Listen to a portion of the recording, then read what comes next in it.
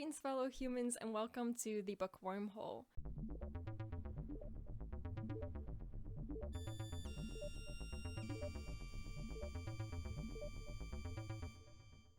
April was a tough reading month, and I spent most of it in and out of a reading slump. You see the nose? Do you see the nose? Do you see the nose? There are books I started this month that I DNF'd or just put aside for now because I wasn't feeling them, and because that I was starting to dread reading just because I wasn't enjoying them. So I don't even want to talk about those, which is unlike how I've done my wrap-ups in the past. If I DNF a book in the past, I usually explain why the book wasn't working for me, but I don't want to do that this month, and since it's my channel and I run the show how I want, I'm just not going to do that this month. So I only want to talk about the books I actually finished this month. The first being Adventure Zone: The Crystal Kingdom. This is the fourth book in the Adventure Zone series. The Adventure Zone is a graphic novelization of a Dungeons & Dragons podcast of the same name. The story follows a group of adventurers who work for a secret organization which collects and destroys dangerous magical artifacts.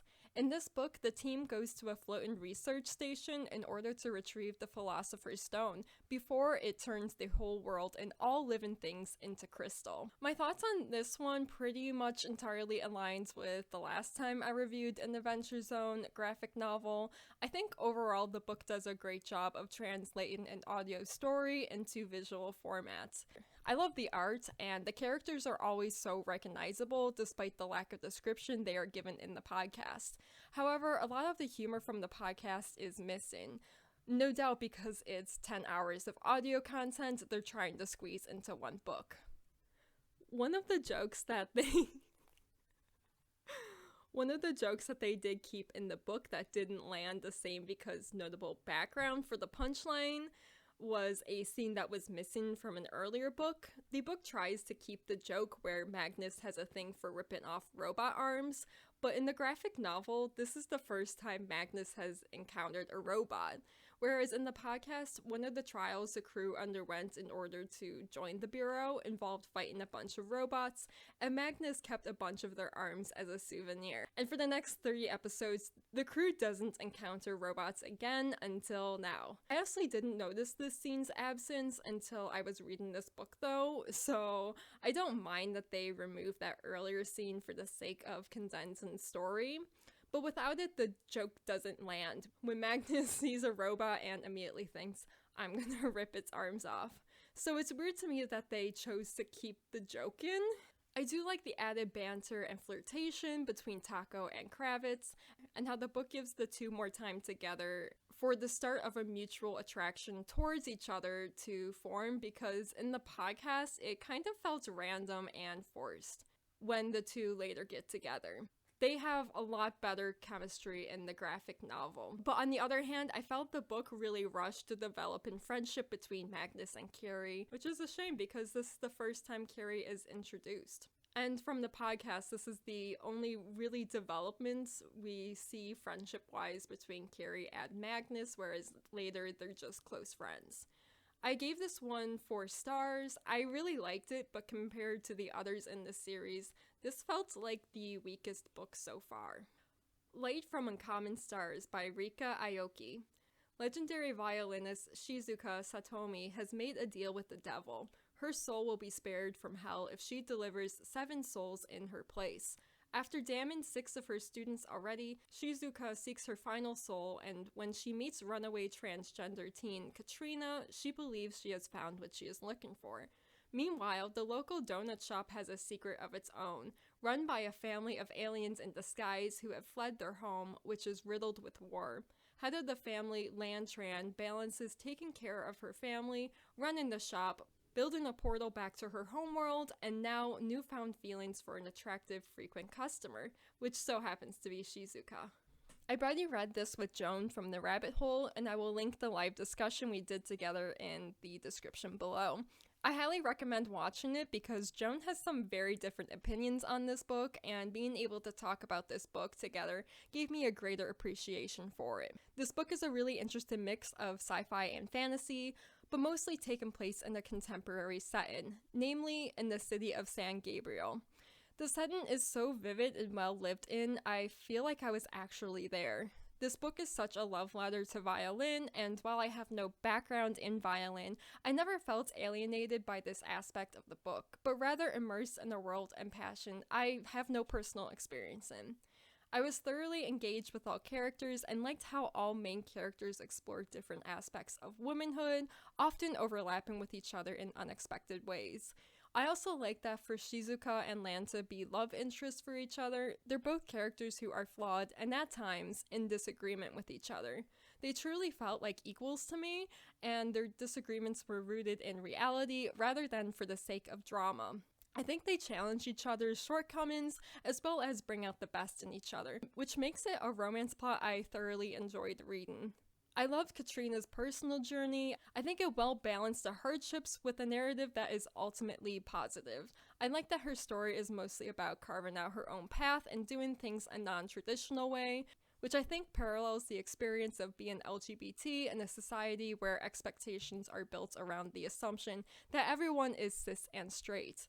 And I also like the parallels between her character and Lantran's oldest daughter, who is actually an AI, and how Katrina became protective over Shelley because of her relating to Shelley's own experiences. I honestly enjoyed the story, the setting, the characters, and the plot immensely, but it's the writing itself that I didn't always like.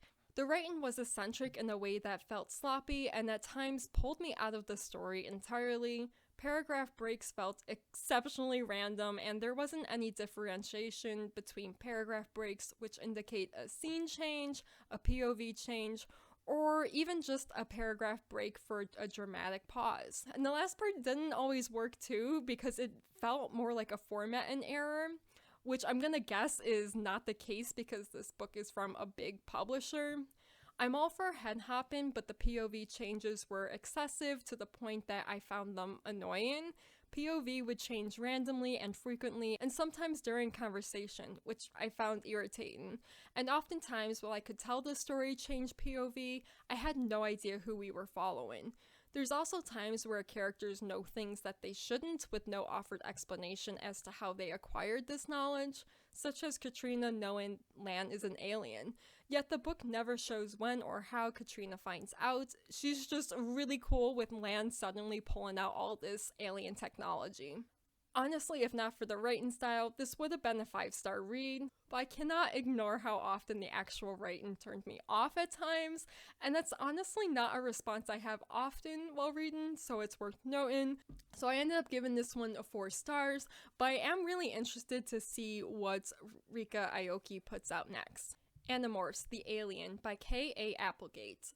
This is the 8th book in the Animorphs series. I skipped over book 7.5, The Andalate's Gift, because it appears to be the first book in a parallel series to the Animorphs, and I didn't think it was important.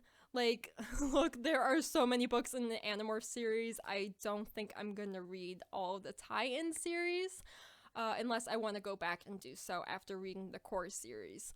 However, I don't know much about book 7.5, if it is integral to the series or what, so if you're familiar with the Animorphs and have strong opinions on this, leave them in the comments below. Should I be reading the tie-in books as well? But I went ahead and read book 8. This is the first book in the series that follows the POV of Ax, the alien member of the Animorphs. I really enjoyed following his perspective for something different, and I felt that this book broke the mold of how all previous books have been written. I also found that despite Ax being around since book 4 when he was first introduced, I don't really know much about his character. He felt like the bonus member of the Animorphs, and this book in particular explores that sort of gap between him and the human Animorphs. It's kind of weird to me that this book didn't have as high of stakes as the previous ones. It almost felt like Applegate was like, okay, we need to pull back a little on this book. Whereas books 6 and 7 were really intense, in my opinion, this book felt more lost in the drama of Ax and his strange relationship with the Animorphs. And then it so happened an opportunity to strike against the invading Yeerks presents itself near the end of the book, and the opportunity is taken. It felt kind of last minute, whereas all previous books balance really well the character whose POV we are following, their own personal drama for the book, with a main focus of attack against the invasion. This felt the most comical of the Animorphs, which again felt like Applegate was maybe like, okay, we gone some dark places, maybe we should give our readers a break. Most chapters start with an excerpt from Axe's diary he kept while on Earth, giving readers a paragraph-long reflection from Axe on different aspects of Earth culture. Which again, this breaks the mold on how Animorph books are usually relayed, and also offers these tiny comedic moments of cultural misunderstandings on Axe's part, as he tries to understand the humans and Earth. I did enjoy this book though. I rate all Animorph books against each other, and while this one doesn't make it in the top tier of Animorph books that I thoroughly enjoyed, I still really like this one. Probably because it is the first time we get to hear Axe's POV, and his character becomes better fleshed out. So I gave this one a 4-star. She Who Became the Sun by Shelley Parker-Chan. Zhu Changba's fate is to rise to greatness, while his sister's fate is nothingness. However, after Zhu Changba commits suicide, his sister takes his identity, and along with it, the burden of his great fate. Now living as a man, Zhu becomes a monk, and after her monastery is destroyed in a conflict between the reigning Mongols and the rebellion that ravages China, Zhu enlists for the rebellion and begins her ascent to greatness. I struggled a bit with this book, and there was a point where I was going to DNF, though ultimately I'm glad I stuck with it. I really like the beginning and Zhu's time at the monastery, but her plot almost becomes lost once she is forced to leave and becomes involved in the army. I think to me because her motivation becomes unclear at that point. Up until she leaves the monastery, Zhu's motives revolve entirely around scrambling for her survival, as well as trying to uphold her act as a man, for fear of her life if the truth were to be revealed. I don't entirely understand her hunger for power that drives her throughout the remainder of the book. I like the characters though, and the setting was very vivid that while being a historical setting I'm not particularly familiar with, I was able to follow and understand most of what was happening, and be able to picture places in my head. I love that Zhu gets a wife, and I love her relationship with her wife, how it starts off as a marriage of convenience, but turns into genuine love and connection. I also never expected to be as interested in a character like Ouyang, who was castrated as a young boy as punishment for his family's rebellion against the Mongols. Now he is a general fighting on the Mongols' side. This was a character I wasn't expecting to have sympathy with, especially since upon his initial introduction, he appears to be the enemy of the story. However, he is the perfect parallel to Zhu, and I am left with the impression that in a different world, the two could have been great allies. I also think him being a eunuch brings up some interesting discussion of gender and treatment, as Ouyang is treated as someone who is neither male nor female, and despite holding an honorable rank, is still treated as lesser for not being a man. I also really like that before Zhu Changba took her brother's name, she has no name and is instead only referred to as the girl. It was a neat little detail and emphasizes the nothing she had come from. This is marketed as a fantasy, but I think it's far more appropriately categorized as historical fiction, as fantasy elements are extremely light. Though I also felt that all fantasy elements dealt more with belief rather than reality, such as when characters get sick after eating a ghost offering. The belief is that ghosts attack these people, but the symptoms are very recognizable as a flu. However, I really like that about this book, but this is just a caveat to anyone who is interested in the book and is expecting strong fantasy elements. I ended up giving this one 4 stars. However, it is the first book in a series, and as much as I liked reading this book, I'm not sure I want to read on. A lot of plot was wrapped up in this book, and while I'm interested to see if Zhu and Ouyang will ever become allies, I don't find myself otherwise interested in reading more. I liked what this book gave me, and it works as a standalone, with only a vague idea of where the story goes next.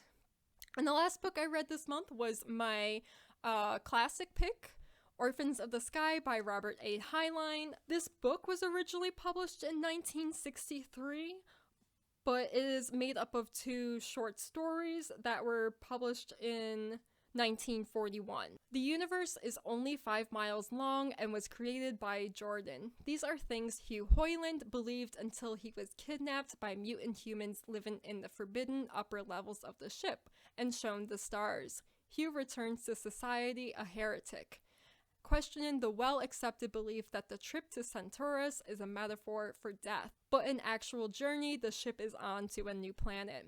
This was a really fun and imaginative read. The fabricated religion of the ship is well developed and both mirrors religion as we know it, as well as it's recognizable where the misinterpretation has happened down the line. The ship's society took a piece of literal text and turned it into something metaphorical, which makes sense considering that this is a generation ship that has gone through so many generations. No one has a first-hand account of Earth or their history. In a way, it's a game of telephone where each generation has gotten further and further away from the truth. There are characters called muties, which is a fun choice of words as they are both mutants as well as descendants of a group of humans who committed mutiny and ever since have lived apart from other humans. The mutant thing is sort of a grim reality of living on a generation ship exposed to space's radiation as well as developing in lower gravity. And I don't usually see this addressed in books about generation ships, but I think it was a really cool detail to include, though sometimes mutant characters were kind of treated poorly in the narrative. But speaking of characters being treated poorly, holy shit does Heinlein hate women.